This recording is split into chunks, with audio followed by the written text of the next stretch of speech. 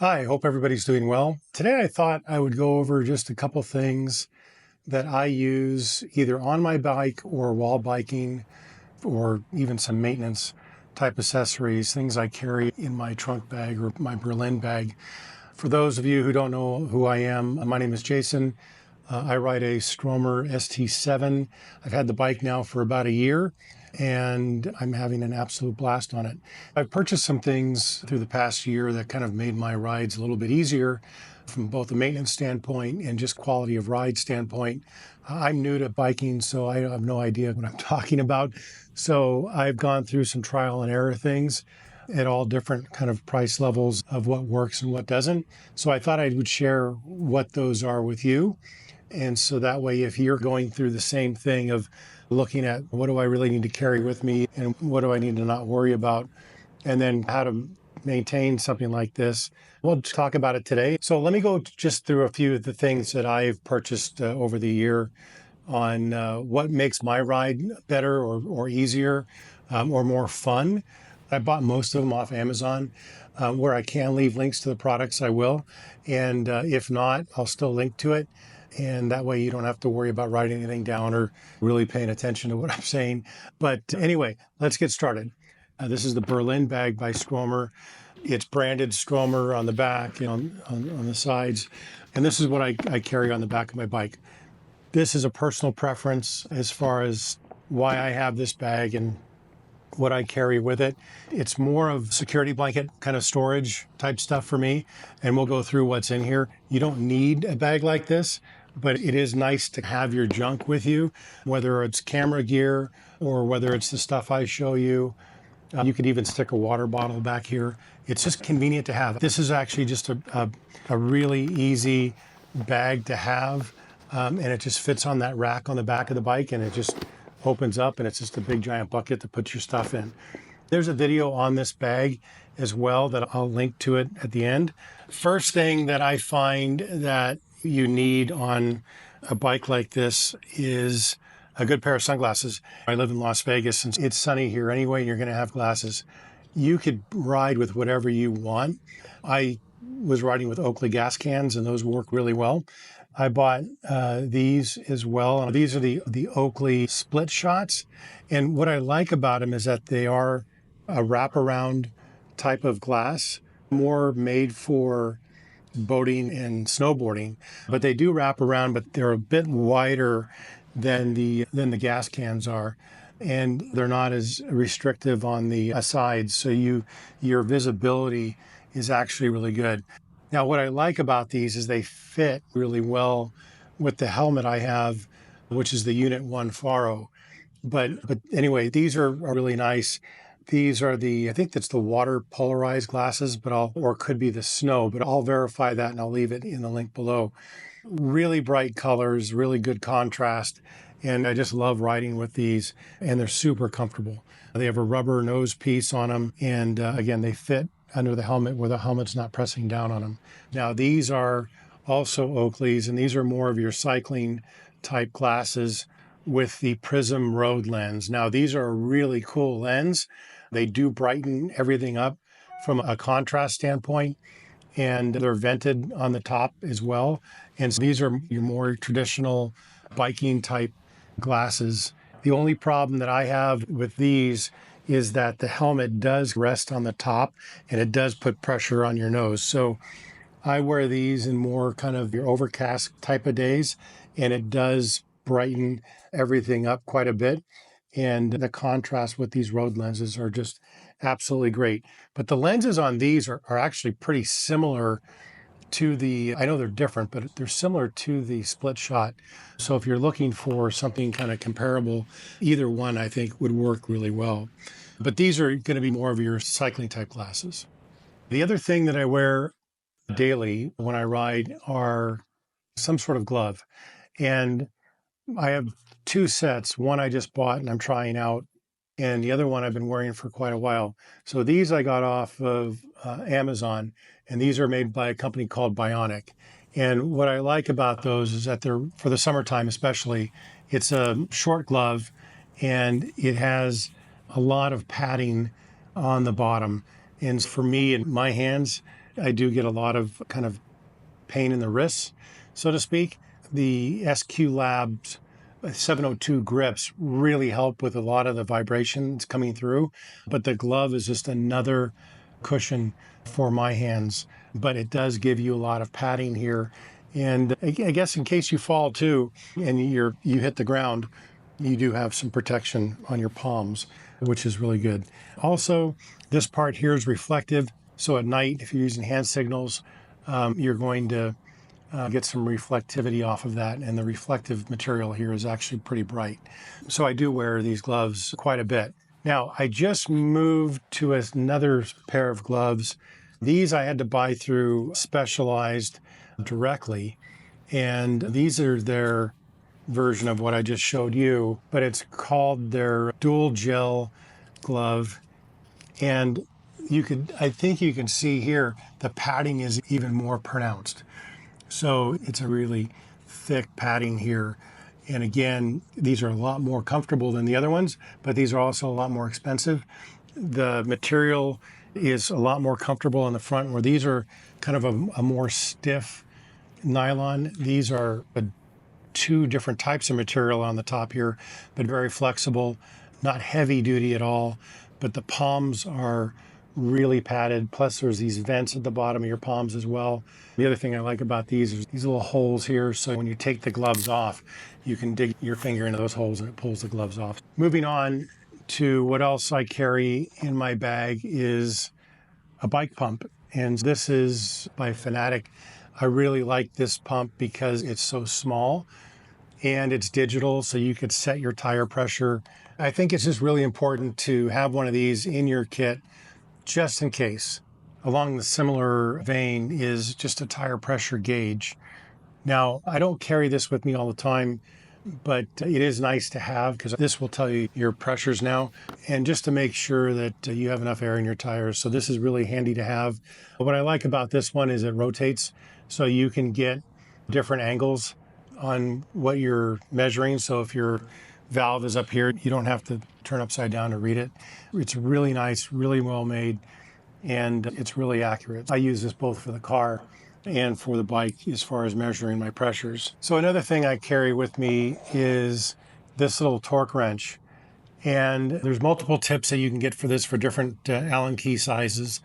This is great though for adjusting your seat, and also for any other things that you have bolted onto your bike or need to bolt things onto your bike. The other thing is it's torqued in the back too. So you can set, I think, up to 6 Newton meters on the back here. And so as you tighten it down, it breaks and then the bolt is tight. So again, something just really good to have as more of a maintenance item, just to go around the bike every now and then and just check maybe once a month that everything's torqued down. And that is about it as far as what I carry with me in the bag. Now, a couple other tools that I have. This is a shock pump. Now, this one here is a digital one, and I didn't think I ever needed one, but apparently with the Ren fork suspension, you should have some sort of a shock pump so you can make sure you're at the right firmness level. Having a shock pump really helps you dial in that fork. Okay, the next thing that I ride with, especially in the summertime, you have to ride with water. Now, for those of you who've seen my first video that I did about what I have bolted on the bike, in the frame, I have a FoldyLock on there where the water bottle cage would go, so I don't have room for a water bottle. But I do ride with this Osprey bag. Now, you could use a camel pack. I have the Osprey here. This is the Raptor 10. This is a little bit bigger probably than most of you need as far as how much stuff you can carry in this bag. I believe it's a 10-liter bag. There is just so much storage in here. So you have a small pocket here. You have an exterior pouch here.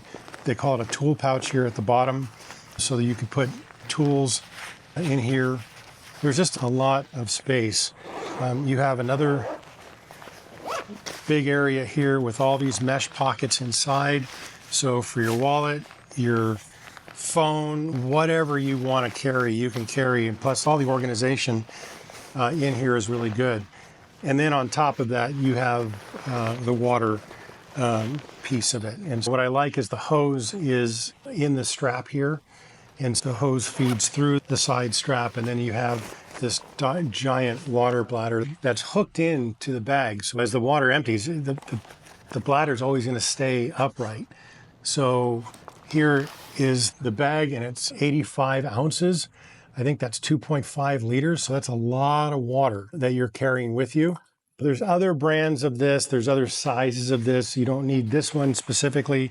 I like it because of the storage options. So between this and the bag, anything I want to carry, it's pretty easy to carry. This bag is really comfortable, but you got to carry water with you. And for me, it's just really easy to carry it on your back. You can, get it when you need it. And so it's just really convenient. So I love that. Hey, I saw this at Peak Design in San Francisco. This is totally off the topic of bicycle stuff, but this is a backpack hanger. This is the coolest thing I think I've ever seen. I'll even link to Amazon for it because that's where I found them. I saw them in Peak Design and I'm like, oh my God, you guys sell these hangers? And they're like, no, but they're made to hang backpacks. I really like this thing. These are cool, so I'll tell the world about these. These are awesome. I use the Unit 1 helmet by FARO. Now, this thing is great. This is the Stromer version of it because it pairs with the bike. And so when you squeeze the brake handles, this backlight actually lights up. In addition to that, you have turn signals as well that are on the bike. And so the lights on the back here will have an arrow and they'll indicate which way you're turning. So at night, this thing is super great. I use the lights in the daytime as well because the more you can be seen, the better. But this is a super comfortable helmet. Again, pair it with the right glasses. It's a MIPS helmet as well. Now, the turn signal piece is sold separately, but it will work with any of these helmets. So you don't need the bike to use the turn signals. And then if you don't have a Stromer and you don't have the connection to the brake handles, that's okay. The little piece that you get that has a turn signal in it has an accelerometer in there as well. And so when you're stopping, the little controller knows you're stopping and it'll light up the back. So you don't really need to pair the helmet with the bike. If you don't have a Stromer, get the regular one. It's a little bit cheaper. Just get the remote and it'll do basically the same thing. But this is a great helmet. The visibility on it's great and highly recommend that. But the other thing that I have on here are these. And I'm testing these out. These are called Punks by a company called Alec. And what these are is a Bluetooth connected speaker, headset, communications device, all in one. There's also some tracking in here, and then also the crash detection pieces in here. So these just buckle to your helmet strap. So you can put these with any helmet that has a strap that runs down the side of your face.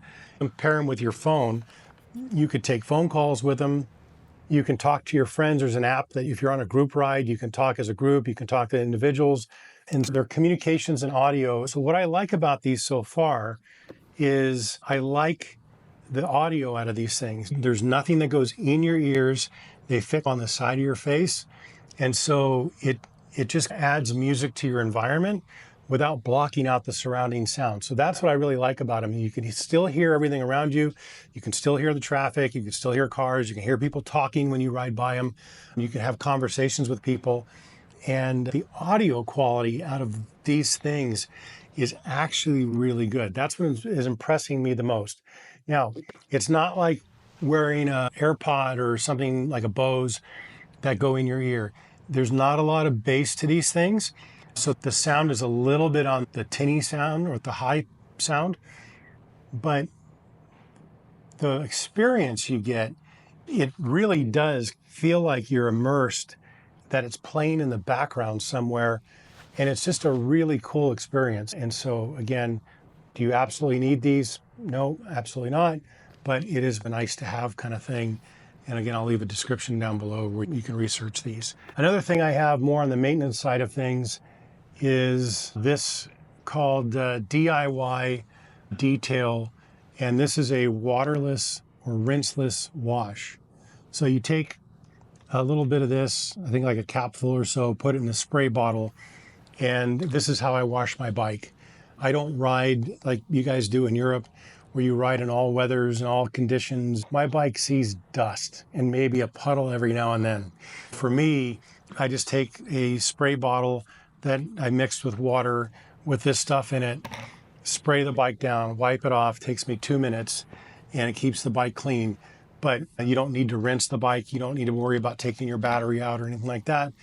And it does a really good job, especially on the grips where your hands are and you're sweating. It does get really dusty out here with just living in the desert. And this totally takes away the dust and leaves a nice glossy finish. And it's just really easy. No streaks. You don't have to worry about anything. You could use it on every part of the bike and it's not going to hurt any of it. I've even cleaned the tires with it. So this works really well. So again, I recommend it. It's inexpensive, works great, smells good actually. I use it on the car, but I use it also on the bike. DIY detail rinseless wash. So last but not least are a couple items that I think are really good if you ride at night, more on the safety side of things. I got introduced to this brand in the winter if you have to ride in the dark. Same thing with early mornings. And because I ride around a lot of cars or in neighborhoods where there's a lot of cars, and some of you have seen my videos where I'm riding in construction areas and things like that, being seen on the road is really important. And so, yes, there's the helmet, which looks like a giant strobe light, which is great. But then also some sort of reflectivity is important. And so the first thing I bought was this jacket. Now in the wintertime, this was great because it is a waterproof jacket. It's also windproof as well. So you can layer and then put this over. Now the interesting thing about this jacket is the high reflectivity is insane. I have a little YouTube short that you can look on my channel where I have this jacket about 100 feet away, and I just used the flashlight on my iPhone and shined it this direction. The reflectivity is just, it's insane. It lights up white. Now, it's not glow in the dark. It's not like Lume on your watch. It just reflects light. It captures it and reflects it instantly. If you're riding at night or do any kind of night riding, I think this thing is absolutely critical. The other thing is they have made one for the summer. This is a vest made out of the same material as the jacket, and this thing reflects as well. Same quality, same visibility. For me, it's about safety, especially when you're traveling at the speeds that these electric bikes are going, and you're riding in a city unprotected bike lane type environment. The key is to be seen and make sure that people know that you're there. So that's a lot of stuff. I'll try to shorten the video down as much as possible. But if you do have any questions about anything I talked about, I will leave links in the description below on all of this stuff. None of this is sponsored, although I do have Amazon affiliate links. So if you do want to buy something through Amazon, that'd be great. If you do have any questions, please ask. I answer all the emails or comments that I get, and you guys have been absolutely great in your support in asking for stuff. I'm having a blast helping you guys out as well. I hope you're having fun watching these videos. I hope this was helpful. Thank you guys so much, and we'll talk soon. Thanks.